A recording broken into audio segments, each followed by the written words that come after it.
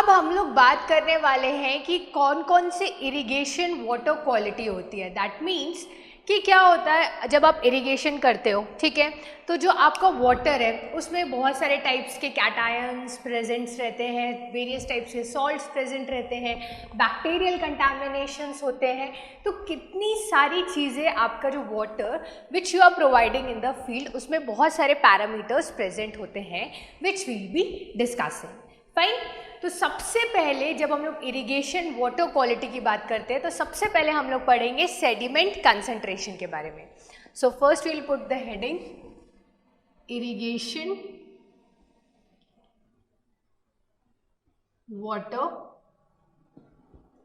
Quality and इसमें सबसे पहले हम लोग पढ़ने वाले हैं किसके बारे में, सेडिमेंट कंसंट्रेशन के बारे में। तो फर्स्ट है हमारा सेडिमेंट कंसंट्रेशन। अब क्या आप मुझे बता सकते हो what is this sediment concentration means? देखो समझो पहले चीजों को, मैं आपको लिखवा दूंगी, you don't have to worry. What happens is जब फाइन सेडिमेंट्स होते हैं वाटर से, अगर वो किसी सैंडी सॉइल में डिपॉजिट हो जाते हैं, क्या कहा मैंने, when fine sediments from water अगर किसी सैंडी सॉइल के ऊपर डिपॉजिट हो जाते हैं, तब उस सॉइल की फर्टिलिटी क्या हो जाती है, इम्प्रूव, राइट। और इसी की जगह अगर आपके जो सेडिमेंट्स हैं वो आपने ऑब्टेन किए हैं या आपने डिराइव किए हैं कहाँ से, इरोडेड एरिया से, और अगर वो डिपॉजिट होते हैं तो आपकी सॉइल की फर्टिलिटी और उसकी प्रोडक्टिविटी लोअर हो जाती है, कम हो जाती है। तो ये समझो आप इससे कि सेडिमेंट भी हमारे लिए कितना इम्पोर्टेंट है, क्योंकि अल्टीमेटली आपको पता है हम लोग इरिगेशन क्यों करते हैं, क्योंकि हमको higher quality, good quantity and good quality of crops चाहिए। क्वालिटी भी अच्छी होनी चाहिए और क्वांटिटी भी अच्छी होनी चाहिए। तो इसके लिए ऑब्वियसली हमारा सेडिमेंट कंसंट्रेशन एक इम्पॉर्टेंट पार्ट प्ले करता है। अगर वही सेडिमेंट्स वाटर से आके डिपॉजिट होते हैं तो फर्टिलिटी इंप्रूव हो जाती है, और अगर वही सेडिमेंट्स इरोडेड एरिया से आके डिपॉजिट होते हैं तो आपकी फर्टिलिटी और प्रोडक्टिविटी क्या हो जाती है, लोअर डाउन हो जाती है। ठीक है, तो पहले इसको लिख लेते हैं। When fine sediments from water are deposited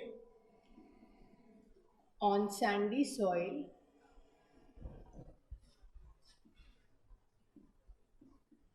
then the fertility of the soil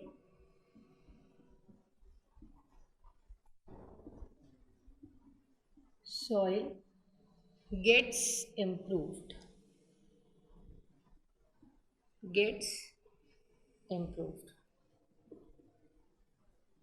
On the other hand,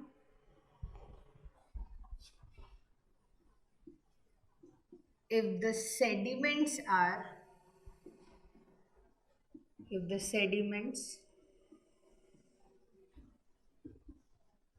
derived from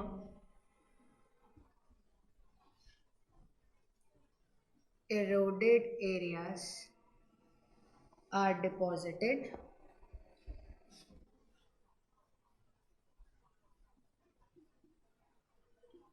then, or you can say, then the productivity and fertility gets reduced. And fertility, किसकी fertility की बात हो रही है, soil की fertility की बात हो रही है, ठीक है। सॉइल गेट्स, तो ये किसके बारे में बात कर ली मैंने, सेडिमेंट कंसंट्रेशन के बारे में।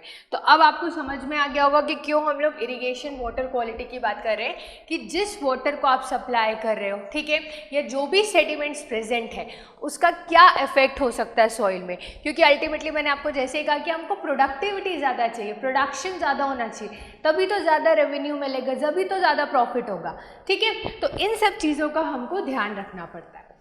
सेकेंड इसमें हम लोग बात करते हैं concentration of soluble salts।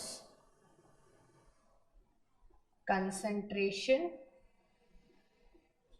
of soluble salts। अब देखो, ध्यान से समझना इसको आप लोग। एक्चुअली में क्या होता है, अब आप ये तो नहीं बोल सकते कि जो वाटर आप सप्लाई कर रहे हो बेसिकली टू द फील्ड वो एकदम डिस्टिल्ड वाटर है, ऐसा नहीं होता। ऑब्वियसली उसमें कुछ सॉर्ट्स ऑफ मिनरल्स रहते हैं, उसमें आपके sodium ions, calcium ions, magnesium ion, potassium ions, various types of ions present रहते हैं in the water which you are supplying for irrigation. ये तो आपको पता है, ये मुझे आपको बताने की ज़रूरत नहीं आई गेस। अब क्या होता है, ये जो सॉल्युबल सॉल्ट्स होते हैं इसको भी आप एक सर्टेन क्वांटिटी तक, ठीक है, आप एक सर्टेन क्वांटिटी तक सप्लाई कर सकते हो। अगर आपने ये सॉल्युबल सॉल्ट्स का कंसंट्रेशन डिजायर्ड क्वांटिटी से ज़्यादा कर दिया, उस केस में क्या होगा, उस केस में it will be injurious to health. Up to a certain amount आप कोई चीज़ प्रोवाइड कर रहे हो, it is helpful for the growth, but अगर आपने क्वांटिटी को ज़्यादा कर दिया तो क्या हो जाएगा, उस केस में it will be injurious, it will be harmful to the plants. तो यहाँ पर हम लोग उसी की बात कर रहे हैं, मैं यहाँ पे लिख नहीं रही हूँ because that is understood that salts like calcium, magnesiums, potassiums are present in the irrigated water. 700 ppm तक का अगर सॉल्ट का कंसंट्रेशन प्रेजेंट है, इट इज़ ओके। कुछ प्लांट्स के लिए वो हार्मफुल हो सकता है, बट अगर ये सॉल्ट का concentration 2000 ppm, ppm means what, mg पर लीटर, यानी अगर 1 लीटर में 2000 mg से ज़्यादा अगर सॉल्ट का कंसंट्रेशन प्रेजेंट है, then it is harmful to all the plants. 700 ppm तक कुछ प्लांट्स के लिए हार्मफुल है, वाइल 2000 ppm तक अगर पहुंच गया तो फिर वो सभी प्लांट्स के लिए हार्मफुल है। मतलब 2000 ppm तक हमको पहुंचाना नहीं है, otherwise our crops will get destroyed, ठीक है, इतना ज़्यादा हमारे लिए हार्मफुल होता है।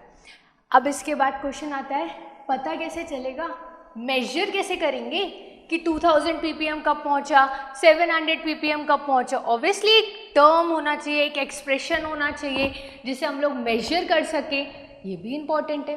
तो सबसे पहले ये जो हमारे सॉल्ट कंसंट्रेशन है इसको हम लोग मेजर करते हैं mg पर लीटर में, या आप इसको बोल सकते हो ppm। Salt concentration is generally measured in ppm और mg पर लीटर, पहली चीज़। दूसरी चीज़, चलो आपने बता तो दिया मैम कि यूनिट्स आप उसको ppm में या mg पर लीटर में एक्सप्रेस करते हो, ठीक है, तो हम लोग बता देंगे 1 लीटर में इतना कंसंट्रेशन का सॉल्ट प्रेजेंट है, फाइन। पर आपने ये नहीं बताया कि हमको पता कैसे चलेगा कि कब 2000 ppm पहुंचा, कब 700 ppm पहुंचा। तो इसके लिए my dear students, whenever you have to measure the amount concentration of salts, आप मेजर करते हो electrical conductivity. Electrical conductivity measure करते हो सॉल्ट्स की, उस वाटर की, क्यों, क्योंकि salt concentration and electrical conductivity are directly proportional to each other. जितना ज़्यादा इलेक्ट्रिकल कंडक्टिविटी होगा उतना ही ज़्यादा आपका सॉल्ट का कंसंट्रेशन होगा। तो अगर आपने सॉल्ट कंसंट्रेशन को मेजर कर लिया, मतलब सॉरी, आपने अगर इलेक्ट्रिकल कंडक्टिविटी को मेजर कर लिया बेसिकली, तो आपको सॉल्ट कंसंट्रेशन मिल जाएगा। पर एक बात याद रखो, हम लोग ने क्या किया है, एक डिफरेंट रेंज बेसिकली स्पेसिफाई की है कि अगर इतने रेंज में होगा तो उसको कौन सा वाटर बोलेंगे, इतने रेंज में होगा तो उसको कौन सा वाटर बोलेंगे, ठीक है, और क्या उस वाटर को बेसिकली हम सप्लाई कर सकते हैं क्रॉप्स के लिए कि नहीं कर सकते हैं, ये भी आपको पता होना चाहिए, ठीक। तो सबसे पहले मैं कंसंट्रेशन ऑफ सॉल्युबल सॉल्ट्स के बारे में थोड़ा सा लिख देती हूँ, ठीक है, और इसके बाद आपको एक एक्सप्रेशन भी है कि अगर नॉर्मली आपको कंजम्पटिव यूज़ दिया है, डिस्चार्ज दिया है, तो आप कैसे निकाल सकते हो कंसंट्रेशन ऑफ सॉल्युबल सॉल्ट्स। तो उसको लिखती हूँ, सबसे पहले CS, salinity concentration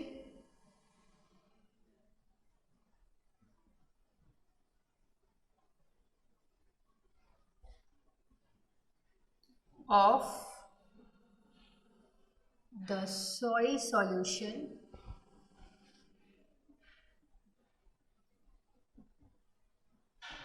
is given by, ये कैसे दिया जाता है, यहाँ पर आप इसको लिखोगे CS is equal to CQ upon Q minus Cu plus Re। Books में आप देखोगे कि कभी कभी वो लोग ऐसे भी लिखे हुए हैं CQ upon Q minus Cu minus Re। अब पहले मैं आपको ये बता देती हूँ व्हाट आर दीज डिनोशंस, उसके बाद हम लोग आगे बात करते हैं। देखो आपको क्या निकालना है, सैलिनिटी कंसंट्रेशन कितना है। उसके लिए अगर क्वेश्चन में उसने आपको quantity of water, irrigation water जो अप्लाई है वो दिया हो, तो क्यू क्या होता है आपका, quantity of water applied.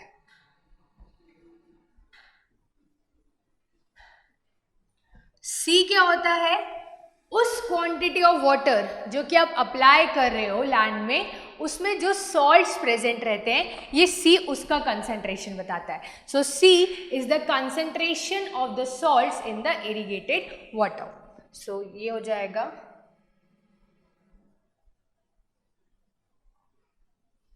concentration of salts in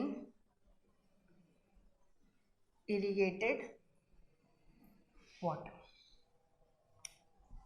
इसके बाद क्या बचा आपका Cu। Cu क्या होता है, कंजम्पटिव यूज होता है। कंजम्पटिव यूज के बारे में ऑलरेडी हमको पता है, वाटर जो कि किसके लिए रिक्वायर्ड होता है, water which is required to meet the needs of evaporation and transpiration. ये चीज़ हमने ऑलरेडी हाइड्रोलॉजी में पढ़ चुकी है, हमने उस पर बहुत सारे डिफरेंट मेथड्स भी देखे थे, ब्लेनी-क्रिडल मेथड, टैंक लाइजीमीटर मेथड, बहुत सारे मेथड्स देखे थे, ठीक है। तो यहाँ पर हम लोग उसमें इतना एम्फेसिस नहीं कर रहे हैं, सिर्फ आपको ये बता रही हूँ कि ये कंजम्पटिव यूज़ है, जो वाटर बेसिकली पूरे उसके ग्रोथ पीरियड में, पूरे उसके बेस पीरियड में रिक्वायर्ड होता है क्रॉप के, ठीक है, for meeting the requirements of evaporation and transpiration, उसको आप क्या बोलते हो, कंजम्पटिव यूज। अब अगर क्वेश्चन में आपको इफेक्टिव रेनफॉल नहीं दिया है, then no need for this to get subtracted. The reason आप कंजम्पटिव यूज में से रेनफॉल को सब्सट्रैक्ट करते हो वो क्यों, क्योंकि मुझे पता था कि मुझे X let us suppose quantity of water required है for irrigation, for consumptive use. Consumptive use के लिए मुझे X quantity of water required है, पर उसी ग्रोथ पीरियड के दौरान अगर आपका पानी गिर जाता है, अगर रेनफॉल ऑकर हो जाती है, तो क्या हो जाएगा, जो कंजम्पटिव यूज, जो वाटर रिक्वायरमेंट थी वो कम हो जाएगी। तो इसीलिए अगर आपका इफेक्टिव रेनफॉल उस दौरान होता है during the base period, during the growth period, तब आप क्या करोगे, उसको कंजम्पटिव यूज में से सब्सट्रैक्ट करोगे, ठीक है। अगर ऐसा लिख देते तो आप समझ नहीं पाते हो, क्योंकि ये बेसिकली इस एक्सप्रेशन को खोल के लिखा गया है, इसलिए ये Cu माइनस Re क्यों करते हैं ये आपके लिए समझना इंपॉर्टेंट है, ठीक है। तो यहाँ लिख देती हूँ कंजम्पटिव यूज, Re होता है आपका effective rainfall,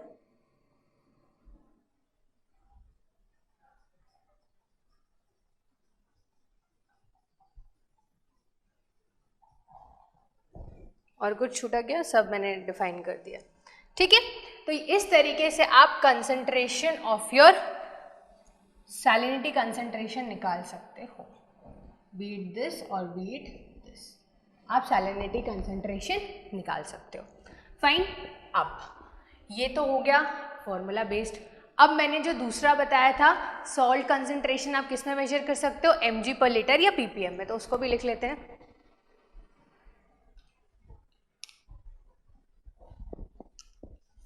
The salt concentration is generally expressed in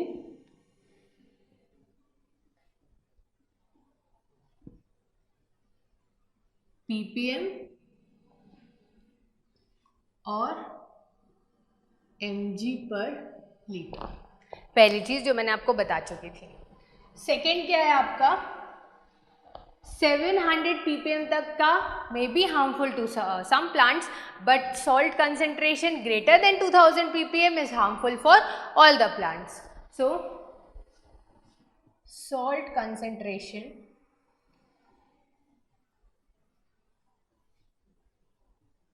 up to 700 ppm may be injurious to some plants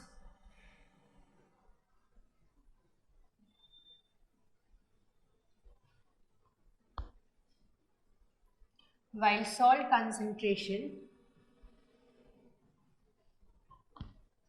greater than 2000 ppm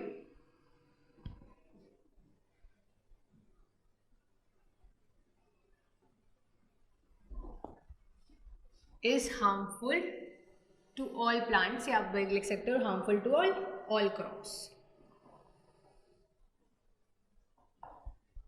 ठीक है, इसके बाद मैंने आपको क्या बताया था कि जो आपका सैलाइन कंसेंट्रेशन है या जो सॉलिनिटी कंसेंट्रेशन है, आप इसको किस में मेजर कर सकते हो? आप इसको मेजर कर सकते हो थ्रू इलेक्ट्रिकल कंडक्टिविटी ऑल्सो. तो मैं लिख देती हूँ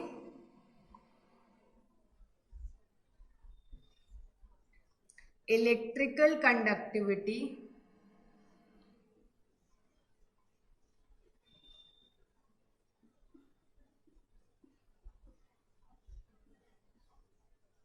and salinity concentration are directly proportional to each other.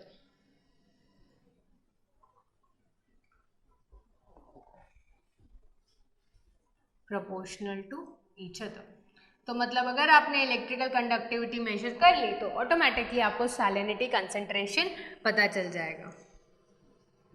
अब कैसे वो समझो. आपने क्या किया, हमने इलेक्ट्रिकल कंडक्टिविटी मेजर की एट 25 डिग्री सेल्सियस और उसकी यूनिट क्या है, माइक्रोमोल्स पर centimetre.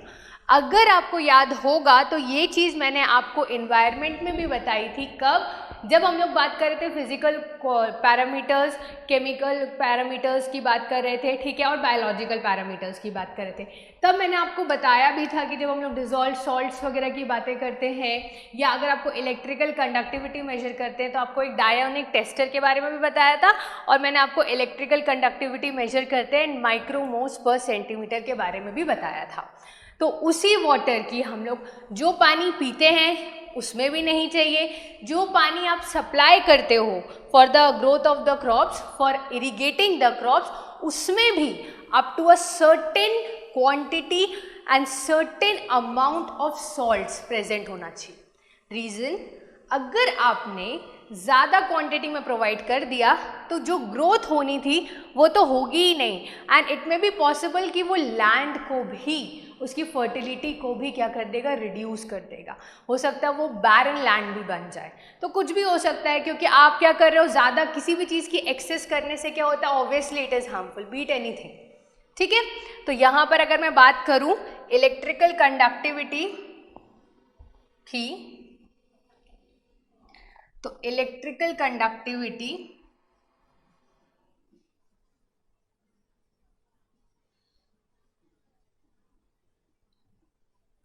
at 25 degree Celsius in micromoles per centimeter.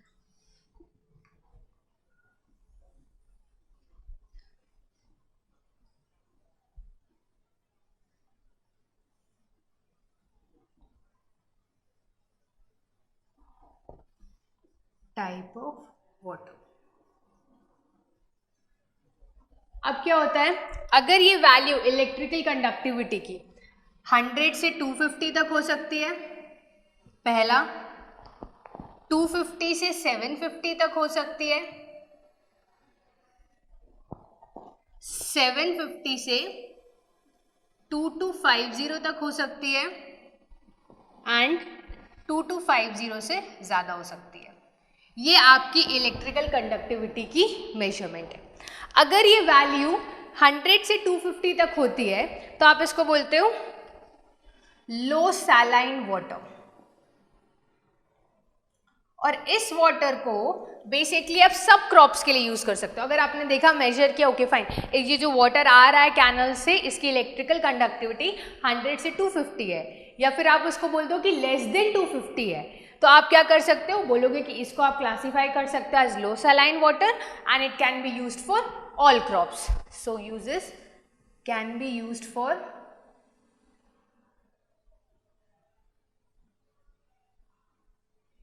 All crops. पहली चीज. वही अगर आपकी इलेक्ट्रिकल कंडक्टिविटी 250 से 750 तक है तो आप इसको बोलोगे मीडियम सलाइन वाटर. और इस वाटर को आप ऐसा नहीं है कि इसको यूज कर लोगे, नहीं, ऐसा नहीं कर सकते आप. क्यों? क्योंकि इसमें ऑब्वियसली आप देख रहे हो कि 250 से 750 तक की इसकी इलेक्ट्रिकल कंडक्टिविटी है और आप इसको बोल रहे हो medium saline water. That means इस वाटर को आप तब यूज़ कर सकते हो जब आपने इसमें लीचिंग कर चुकी है. लीचिंग क्या होता है? जब आप पानी सप्लाई करके सॉल्ट्स को रिमूव कर देते हो. सो दिस वाटर को आप यूज़ कर सकते हो, बशर्ते पहले आपको लीचिंग करनी पड़ेगी. तो मैं लिख देती हूँ can be used, leaching is done.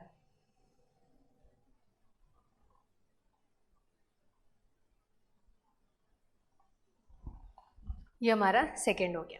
इसके बाद अगर 750 से 2250 तक है तो आप इसको बोलोगे हाई सलाइन वाटर.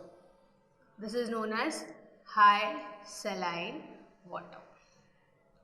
और वहीं अगर आपकी इलेक्ट्रिकल कंडक्टिविटी 2250 से ज़्यादा हो गई तो आप बोलोगे वेरी हाई सलाइन वाटर. ये जब हम लोग नेक्स्ट जब 2250 से ज़्यादा हो सकता है तो आप लीचिंग भी कर लो, कुछ भी कर लो, आप उसे किसी भी टाइप के क्रॉप्स के लिए यूज़ नहीं कर सकते हो. तो मैं यहाँ लिख देती हूँ unsuitable for all crops. अब बात होती है कि 750 से 2250 इलेक्ट्रिकल कंडक्टिविटी के लिए आप किस क्रॉप्स के लिए यूज कर सकते हो? उन क्रॉप्स के लिए जो कि हाई टॉलरेंट है कि ठीक है भाई, हम तो मतलब अगर हमें इतना ज़्यादा कॉन्सेंट्रेशन ऑफ सॉल्ट्स मिल भी रहा है तो up to a certain limit हम लोग उसको यूज़ कर सकते हैं. ठीक है, प्लांट्स को हार्मफुल नहीं होगा. तो बेसिकली 750 से 250 तक किसके 2250 तक किसके लिए यूज़ हो सकता है? High tolerant crop. Right? So I guess this is very much clear to you regarding the soluble salts concentration part. And one thing more, इसमें आपसे बेसिकली दो डिफरेंट टाइप से क्वेश्चंस पूछे जा सकते हैं. पहला, आपको ये consumptive use quantity of water applied दे दिया जाएगा प्रोवाइडेड अगर आपको ये फॉर्मूला पता है and if it comes in 1 marks आप इसको सॉल्व कर लोगे. सेकेंड है कि अगर बेसिकली आपको दे दिया जाए कि if electrical conductivity eight 25 degree Celsius is in the range of 100 to 250, then what is the type of water? low saline water, medium saline water, high saline water, very high saline water. तो आपको ये पता होना चाहिए कि basically क्या वो type का वाटर है या बेसिकली क्या उसका क्लास है. ठीक है, तो उससे आप निकाल सकते हो. अगर आपको पता है कि यार 100 से 250 हो या लेस देन 250 हो then it is what low saline water. ठीक है, ये आपको पता होना चाहिए. सेकेंडली ये भी बोल सकता है कि अगर आपको बोला जाए कि लेटर सपोज 250 से 750 इलेक्ट्रिकल कंडक्टिविटी है, उस केस में basically that type of water can be used for all crops, not suitable for crops, for some crops, use for high salt tolerant crop. तो अगर आपको ये नहीं पता इसके यूजेस तो आप नहीं सॉल्व कर पाओगे, आप आंसर करेक्टली मार्क नहीं कर पाओगे. जनरली गेट में बेसिकली ऐसे क्वेश्चंस नहीं पूछता है, बट अगर आप ESC या स्टेट लेवल्स एग्जाम्स की तैयारी करते हो तो आप क्या करते हो, generally field capacity, wilting points के बारे में हम लोग पढ़ते हैं. ठीक है, और इसके साथ साथ ड्यूटी एंड डेल्टा के बारे में पढ़ते हैं. Those who don't know duty and delta वो भी पार्ट हम लोग पढ़ेंगे, तो आपको उसके लिए टेंशन लेने की ज़रूरत नहीं है. तो क्या होता है, ड्यूटी, डेल्टा, फील्ड कैपेसिटी सिर्फ इतना ही पढ़ते हैं, बट बेसिकली क्योंकि वो 1 मार्क्स के क्वेश्चंस रहते हैं तो वो जनरली ऐसे क्वेश्चन ज़्यादा पूछते हैं हाइड्रोलॉजी एंड इरीगेशन पार्ट से. ठीक है, तो ये चीज़ आपको पता होना चाहिए. And this is high salt tolerant crop, high salt tolerant crop. और आपके लिए बस मैं लिख देती हूँ and can be grown with special measures with special measures to control salinity. ये किसके लिए लिखा मैंने? When the range is from 750 to 2250, right? अब आप देखो क्या हो रहा है बेसिकली इस केस में। आप देखोगे कि ये तो मैंने आपको किसकी बात कर ली, electrical conductivity types of water की। अब हम लोग जब थर्ड टाइप की बात करने वाले, किसके बारे में? Proportion of sodium ions to other cations. अब आप बोलोगे मैम जब आपने सॉल्युबल सॉल्ट्स की बात की थी तो इसमें भी तो सोडियम, कैल्शियम, मैग्नीशियम आ गया था, then why there is a need, क्यों हम लोग अलग से सोडियम आयंस के बारे में डिस्कशन कर रहे हैं? व्हाई? समझो क्या होता है। अभी तो हमने जनरली सबके बारे में डिस्कशन कर लिया, बट ये जो आपका सोडियम है ये आपके लिए इम्पॉर्टेंट है, क्योंकि ये अगर ज़्यादा क्वांटिटी में भी प्रेजेंट हुआ तो सॉइल के लिए हार्मफुल है। Up to a certain limit इसका रहना, इसकी प्रेजेंस हमारे लिए इम्पॉर्टेंट है। तो हम लोग फोर्थ जो पढ़ने वाले हैं, थर्ड जो पढ़ने वाले हैं, प्रोपोर्शन ऑफ सोडियम आयंस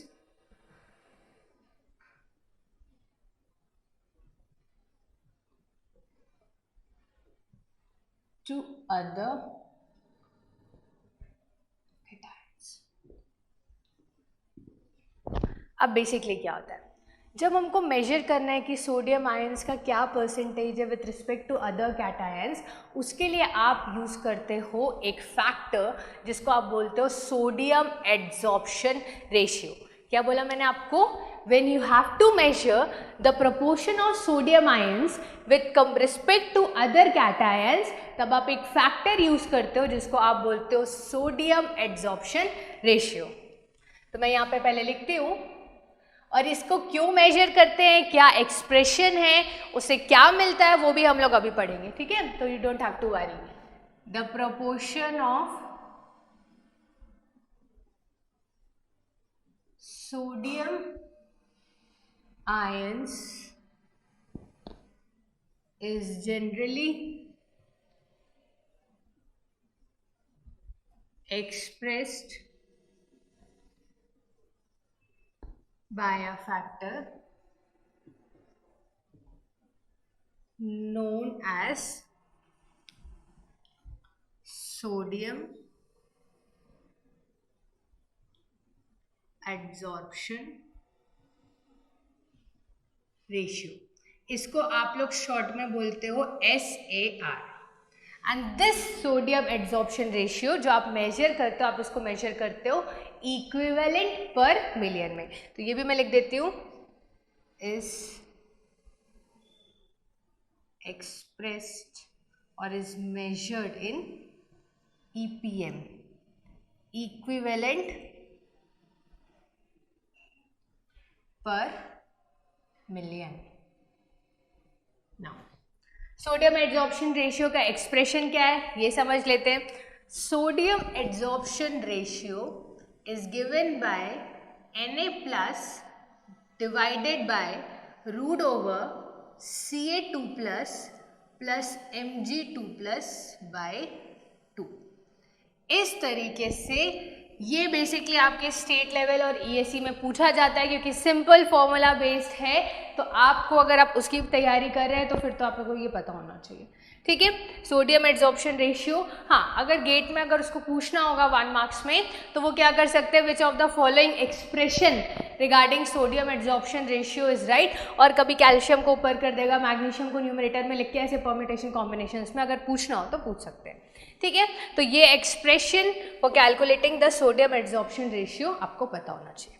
अब जैसे इलेक्ट्रिकल कंडक्टिविटी निकाली तो हमको पता चला कौन सा टाइप का वाटर है, क्या यूसेस है, वैसे ही सोडियम एड्सॉर्प्शन रेशियो से पता चलता है कि वो लो सोडियम वाटर है, हाई सोडियम वाटर है, मीडियम सोडियम वाटर है।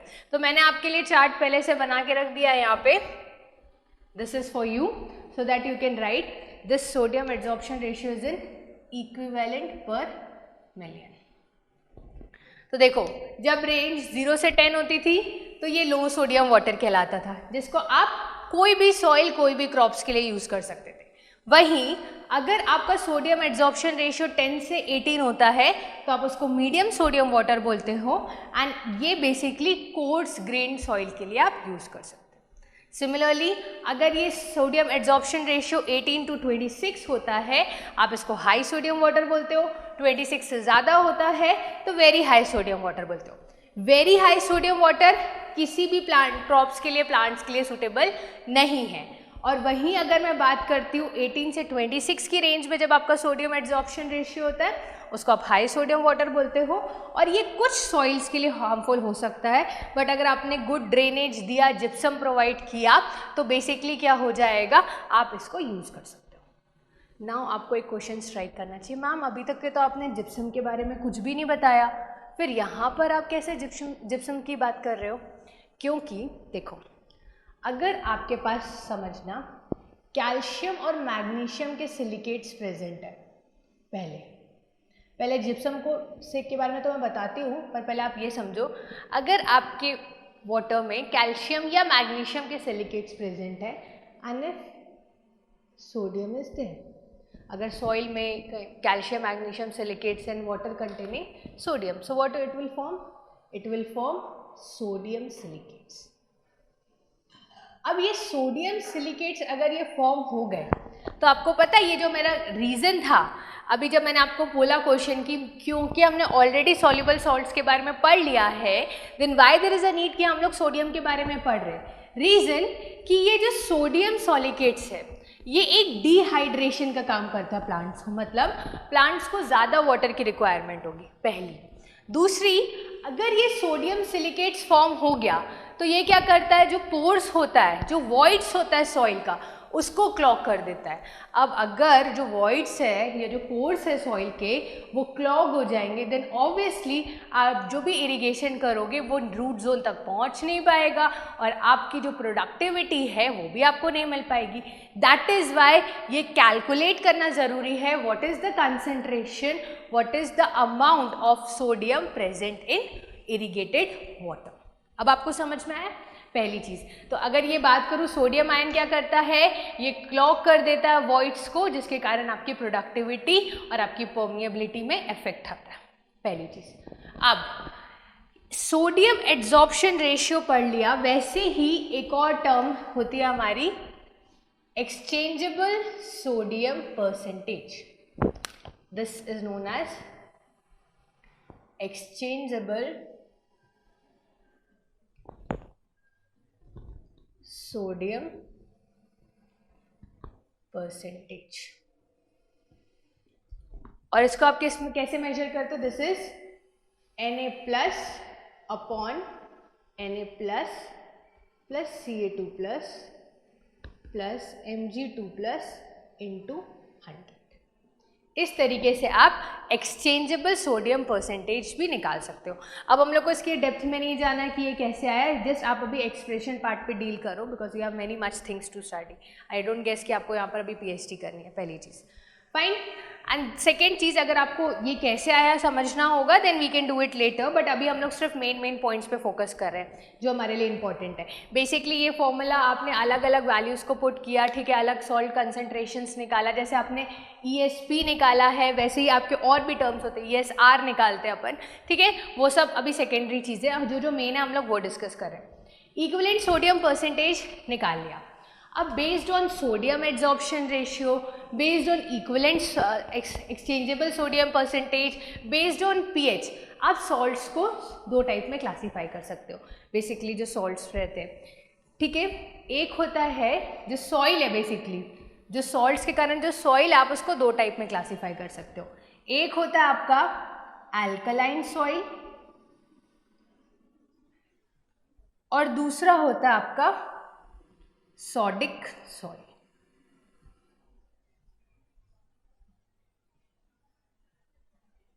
ठीक है, ये आपके बेसिकली दो टाइप्स के सॉइल होते हैं। फाइन, जस्ट अ मिनट, ये सॉडिक सॉइल और अल्कलाइन सॉइल एक ही होता है, यहाँ पे ये सैलाइन होगा, आई एम मिस्टेकन, ये सैलाइन सॉइल होगा एंड दिस इज अल्कलाइन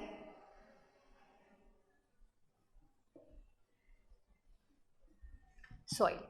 तो अब देखो बेसिकली क्या हो रहा है, सैलाइन सॉइल कब होता है या अल्कलाइन सॉइल कब होता है ये समझो। जब भी आपको ग्राउंड पे सॉइल में अगर आप देख रहे हो वाइट पैचेस दिख रहे हैं then it is saline soil, और वहीं अगर आपको ब्लैक पैचेस दिख रहे हैं ग्राउंड पे then it is a sodic soil. Sodic soil के केस में आपका ये आपको पता होना चाहिए, exchangeable sodium percentage is greater than 15%। Exchangeable sodium percentage क्या होता है, 15% से ज़्यादा होता है, पहली चीज़। दूसरी, अब अगर आपको पूछा जाए कि बेसिकली अगर हमें पता है कि सॉल्ट्स कंसंट्रेशन के कारण सैलाइन सॉइल हो गया है तो आप कैसे रिमूव कर सकते हो, तो अगर आपको सैलाइन सॉइल की बात करो तो सिंपली आप लीचिंग कर दो, लार्ज क्वांटिटी में वाटर सप्लाई कर दो, ठीक है, लैंड में लीचिंग फिनोमेना से रिमूव हो जाएंगे सॉल्ट्स। और वहीं अगर सॉडिक सॉइल है या अल्कलाइन सॉइल है और उसका देखो एक्सचेंजेबल सोडियम परसेंटेज भी ज़्यादा है, ठीक है, अगर ज़्यादा है मतलब क्या, सोडियम कंसंट्रेशन क्या है, ज़्यादा हुआ ना, क्योंकि अगर ये पूरी वैल्यू ज़्यादा आ रही है आपकी परसेंटेज की तो क्या हो रहा है आपका, ऑब्वियसली सोडियम कंसंट्रेशन ज़्यादा है।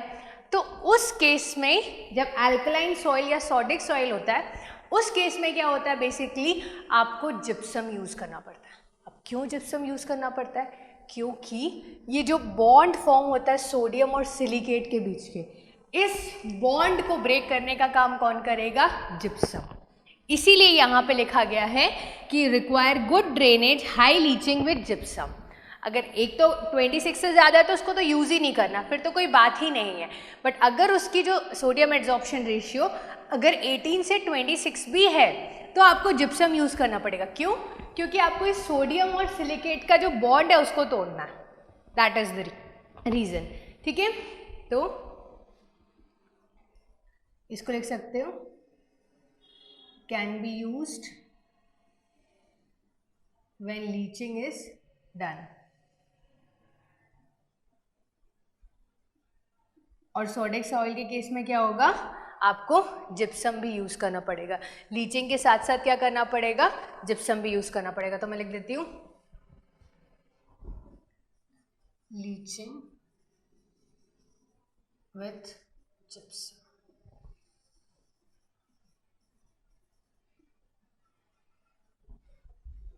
ठीक है। आई गेस अब आपको क्लियर हो गया है। एक दो टर्म्स और होते हैं, जैसे कि अगर मैं बात करूं बोरॉन कंसंट्रेशन, उसके बारे में भी लिख दूं क्या, स्पेस यहीं पे लिख देती हूँ, चलो।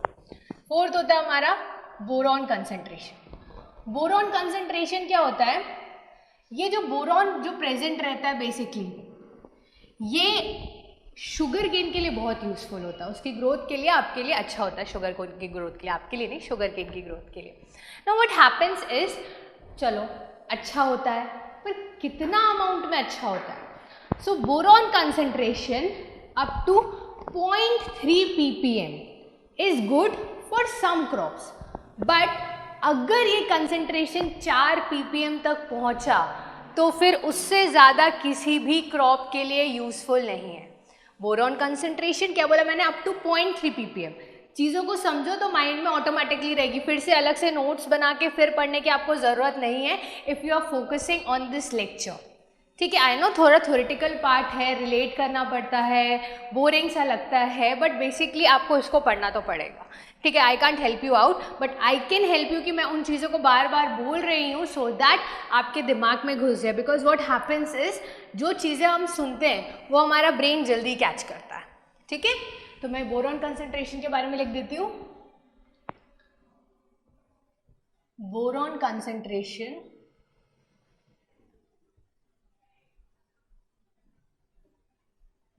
up to 0.3 ppm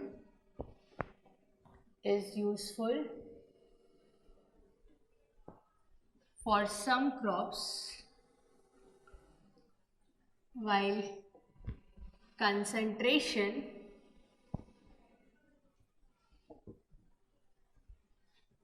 greater than 4 ppm is injurious to all crops। ये बात हो गई, ठीक है। इसके बाद एक और आता है हमारा बैक्टीरियल कंटामिनेशन बेसिकली। तो क्या होता है, अगर हम लोग वो पानी सप्लाई कर रहे हैं जिसमें बैक्टीरिया हो, कंटामिनेटेड वाटर, और मैंने आपको कंटामिनेटेड वाटर के बारे में क्या बताया है, अगर आपने इस लेक्चर से पहले अगर आपने एनवायरनमेंट पढ़ चुका है तो मैंने उसमें आपको टाइप्स ऑफ वाटर बताए थे। टाइप्स ऑफ वाटर में एक टाइप का वाटर क्या था हमारा, कंटामिनेटेड वाटर। तो कंटामिनेटेड वाटर में क्या होते हैं, पैथोजेंस होते हैं, एंड वाटर पैथोजेंस वो तो डिजीज कॉजिंग बैक्टीरिया है। तो अगर आपके इरिगेटेड जो लैंड है उसमें वैसा वाला पानी सप्लाई हो रहा है, ठीक है, और उससे जो क्रॉप्स हो रहे हैं वो बाजार में मिलते हैं और आप आके उसको बिना धोए बिना कुक किए ऐसे ही खा लोगे तो आप तो बीमार पड़ जाओगे। इसीलिए बोलते हैं उसको कुक करो, धो और फिर खाओ। रीज़न समझ में है, एवरीथिंग इज इंटर रिलेटेड। अगर घर बोलते हैं, मम्मी लोग बोलते हैं धो के खाओ, तो क्यों खाओ? आपको नहीं पता कि वो क्रॉप्स जो इरिगेट किए गए हैं, जो पानी यूज़ किया गया है, उसमें बैक्टीरियल कंटामिनेशन था कि नहीं था, ठीक है। तो B it on the safer side, उसको धो, उसको कुक करो एंड देन ईट इट, ठीक है। या बेसिकली आप उसको वार्म वाटर से, ल्यूक वार्म वाटर से उसको वॉश करो, ये भी आप कर सकते हो। So that is the main thing which you should do. तो बैक्टीरियल कंटामिनेशन से भी बेसिकली अगर आप वैसा वाला क्रॉप्स को अगर आप रॉ फॉर्म में विदाउट वॉशिंग अगर आप उसको कंज्यूम करते हो then it can be injurious to your health, ठीक है। तो एक बार क्या करते हैं, इसको फटाक से एक बार रिवाइज कर लेते हैं ताकि पूरी चीज़ें आपको क्लियर हो जाए and then we'll wind down this lecture, ठीक है। सबसे पहले हम लोग ने बोला क्यों इरिगेशन वाटर क्वालिटी, क्योंकि मैम हम लोग को ये वाटर क्वालिटी जब हम लोग पढ़ रहे हैं तो ऑब्वियसली हम लोग को पता हो तो होना चाहिए कि जो क्रॉप्स में हम जो वाटर सप्लाई कर रहे हैं उसमें कितना कंसंट्रेशन है, कितना सॉल्ट कंसंट्रेशन, कितना सेडिमेंट कंसंट्रेशन है, पहली चीज़। दूसरा, सेडिमेंट कंसंट्रेशंस की बात करें तो सेडिमेंट कंसंट्रेशन मैंने आपको बताया, अगर सेडिमेंट सैंडी सॉइल में डिपॉजिट होते हैं वाटर से तो फिर तो फर्टिलिटी इंप्रूव होगी। बट अगर वो सेडिमेंट एरोडेड एरिया से आए हैं और उसके बाद वो डिपॉजिट होते हैं तो परमिएबिलिटी इफेक्ट होती है, फर्टिलिटी इफेक्ट होती है एंड प्रोडक्टिविटी आपकी इफेक्ट होती है। इसके बाद अब हम लोग को बात करनी है सॉल्ट्स। सॉल्ट्स कैसे होते हैं, कैल्शियम, मैग्नीशियम, सोडियम, बहुत सारे सॉल्ट्स प्रेजेंट रहते हैं। तो ठीक है, सैलिनिटी कंसंट्रेशन मेजर करने का फॉर्मूला निकाल लिया और सैलिनिटी कंसंट्रेशन ppm या mg पर लीटर में मेजर करते हैं। सैलिनिटी कंसंट्रेशन को मेजर करने के लिए आप generally electrical conductivity of water measure करते हो। आई गेस मैंने ये पॉइंट नहीं लिखा है तो इस पॉइंट को भी मैं लिख देती हूँ। यहाँ पर आप 4th पॉइंट बना के लिख लेना, मेरे पास स्पेस नहीं है तो मैं यहाँ पे लिख दे रही हूँ। Salinity concentration is generally measured by measuring electrical conductivity of water. कभी कभी क्या होता है, बहुत सारी चीज़ें बता देते हैं but sometimes it skips to write it on board. Electrical conductivity of water, ठीक है। फिर electrical conductivity salinity concentration directly proportional है, तो यहाँ पर आप देख ही सकते हो अलग अलग इलेक्ट्रिकल कंडक्टिविटी के लिए अलग अलग क्लासिफिकेशन है और उसका क्या यूजेस है हमने वो भी डील कर लिया। फिर हमने बोला कि नहीं, सोडियम के बारे में पढ़ना ज़रूरी है। क्यों? क्योंकि अगर उसको यूज़ कर रहे हैं तो क्रॉप्स को वो हार्म भी कर सकता है, तो बिल्कुल पढ़ेंगे। उसके लिए हमने क्या किया, सोडियम एड्जॉर्प्शन रेशियो निकाला कि क्या प्रोपोर्शन है सोडियम आयंस का, is generally measured by a factor. अब इससे आपका ये फॉर्मूला आ गया। अब इससे आप जो रेंज निकालोगे आपको पता चल जाएगा कि कौन से क्लास ऑफ वाटर है, बीट S1, S2, S3 कौन सा क्लास ऑफ वाटर है, पहली चीज़। उसके बाद यहाँ पर आपने देखा एक्सचेंजेबल सोडियम परसेंटेज, वो मैंने आपको एक्सप्रेशन बता दिया है। एक्सप्रेशन के साथ साथ जब कैल्शियम मैग्नीशियम सिलिकेट्स अगर प्रेजेंट है एंड जो वाटर है उसमें सोडियम प्रेजेंट है तो then it will form sodium silicate, जो क्लॉग कर देता है वॉइड्स को, डिहाइड्रेट करता है प्लांट्स को, ठीक है। ये चीज़ें जनरल है इसलिए मैंने इसको नहीं लिखा है, बस ये आपके अंडरस्टैंडिंग पर्पज़ के लिए है। इसके बाद based on pH, sodium adsorption ratio and equivalent sodium percentage आपके सॉइल्स कौन से होते हैं, सैलाइन सॉइल होते हैं, दूसरा सोडिक सॉइल या अल्कलाइन सॉइल। इसके केस में आपका जो सोडियम परसेंटेज है, एक्सचेंजेबल सोडियम परसेंटेज, ये 15% से ज़्यादा है। आप ब्लैक पैचेस देखोगे तो आप बोल सकते हो ग्राउंड में कि वो सैलाइन सॉइल है या सोडाइक सॉइल है या अल्कलाइन सॉइल है, और अगर आपने वाइट पैचेस देखे तो आप बोलोगे वो सैलाइन सॉइल है। इसके साथ ही सैलाइन सॉइल के लिए आपको क्या करना पड़ेगा, लीचिंग करनी पड़ेगी रिमूव करने के लिए, और यहाँ पे लीचिंग के साथ आपको जिप्सम भी ऐड करना पड़ेगा। क्यों? क्योंकि मैम आप ही ने बोला था कि जिप्सम ये बॉन्ड को, सोडियम सिलिकेट के बॉन्ड को ब्रेक कर देता है, इसलिए। ठीक है, तो आई गेस अब आपको क्लियर हो गया होगा। और बैक्टीरियल कंटामिनेशन मैंने बता दिया है, जिनको नहीं पता था इस लेक्चर के बाद, जब भी आपकी रॉ चीज़ें लाइक कैरेट एंड ऑल या कोई भी क्रॉप्स को अगर आप खाते हो रॉ फॉर्म में, तो प्लीज़ उसको एटलीस्ट ल्यूकवार्म वाटर में एक बार धो के खाओ, क्योंकि आपको नहीं पता कि जब उस क्रॉप्स को ग्रो किया गया है तो उसमें कंटामिनेटेड वाटर यूज़ किया गया है कि फिर वहाँ पे पैलेटेबल वाटर यूज़ किया गया है, डिस्टिल वाटर यूज़ किया गया। डिस्टिल वाटर तो बेसिकली नेक्स्ट टू इम्पॉसिबल ही है, but still polluted water use किया गया, कोई भी टाइप का वाटर यूज़ किया गया, तो आप अजम्पशन लेने से बेटर है कि आप क्या करो, उसको एक बार ल्यूकवार्म वाटर में वॉश करके ही खाओ। ठीक है, so I guess this irrigation water quality topic is clear to you. One thing more, यहाँ पे low saline water, medium saline water के लिए इसको C1, C2, C3, C4 बोलेंगे। ये जस्ट अगर आपको क्वेश्चन में हाई सैलाइन मीडियम सैलाइन ना देके C1, C2, C3, C4 आ जाए तो बोलोगे मैम ने तो बताया ही नहीं, इसलिए बता रही हूँ। अगर वो आपको 100 से 250 और C1, C2, C3, C4 दे दे तो भी आपको पता होना चाहिए। लो सैलाइन C1 होता है, मीडियम C2 होता है, हाई C3 होता है, वेरी हाई C4 होता है। सेम जैसे कि मैंने यहाँ पे आपको बताया S1, S2, S3, S4, क्योंकि यहाँ पे हम लोग सोडियम की बात कर रहे थे। ठीक है, और वहीं पर अगर हम लोग यहाँ पे बात करें कंसंट्रेशन की, so it is C1, C2, C3, C4। Just for that कि अगर क्वेश्चन में आपको लो मीडियम ना दे के C1, C2 या S1, S2 वगैरह दे देगा तो आपको बताया होना चाहिए। डोंट मिस इट आउट, क्योंकि आपको ये नहीं पता था। ठीक है, so I have written this, आप भी इसको नोट डाउन कर लीजिए।